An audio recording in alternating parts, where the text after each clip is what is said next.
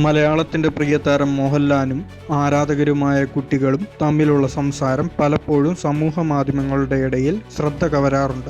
ഇപ്പോഴിതാ ഒരു കുട്ടിയുടെ ചോദ്യത്തിന് മോഹൻലാൽ പറഞ്ഞ മറുപടിയാണ് ശ്രദ്ധ കവരുന്നത്. ലാലേട്ടന് 10ാം ക്ലാസ്സിൽ എത്ര മാർക്ക് ഉണ്ടായിരുന്നു എന്നായിരുന്നു കുട്ടി ആരാധികയുടെ ചോദ്യം. അന്ന് എത്ര മാർക്ക് ഉണ്ടായിരുന്നു എന്ന് കൃത്യമായി എനിക്ക് ഓർമ്മയില്ല. ജയിച്ചിരുന്നു, 360 ആയിരുന്നു മാർക്കെന്ന് തോന്നുന്നു. 360 എന്ന് പറയുന്നത് കള്ളമാണോ എന്ന് എനിക്കറിയില്ല.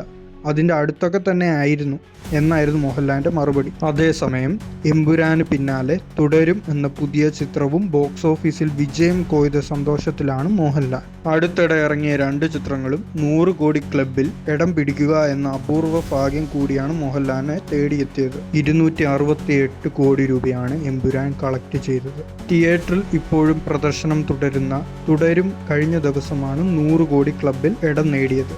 മോഹൻലാലിൻ്റെ അടുത്ത ചിത്രത്തിനു വേണ്ടി ആരാധകർ വൻ കാത്തിരിപ്പിലാണ്.